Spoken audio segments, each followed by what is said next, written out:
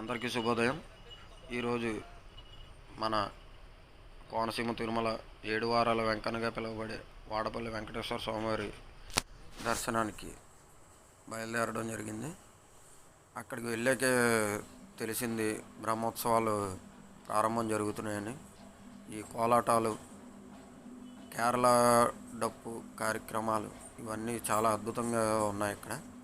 మేము వెళ్ళిన తర్వాత ఇక్కడ జరుగుతుంది. ఇక్కడ అప్పటికే పూర్ణకుంభం తీసుకొని అక్కడ స్థానిక ఎమ్మెల్యే గారు, అక్కడి గుడి కార్యకర్తలు, ఆ గుడికి సంబంధించిన వ్యక్తులు అందరూ తిరుగుతున్నారు. వాళ్ళతో పాటు నేను, మా అన్న, చిన్ని అన్న కలిపి తిరగడం జరిగింది.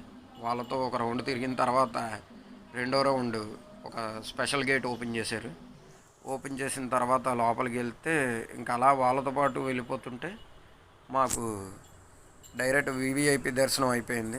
వెంకటేశ్వర స్వామి అలా చేతికి అందే అంత దగ్గరికి మేము దర్శనం చేసుకోవడం జరిగింది.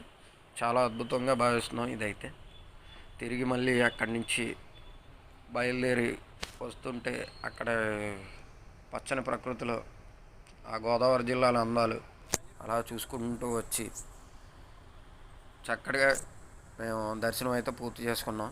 నేను కొన్ని సంవత్సరాల నుంచి అనుకుంటున్నాను, అది ఈరోజు మా చిన్ని అన్న ద్వారా అనుకోకుండా దర్శనం జరిగింది.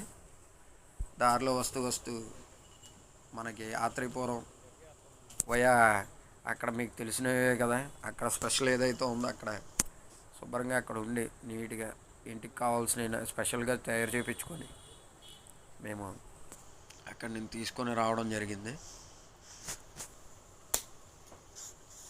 ఇంకా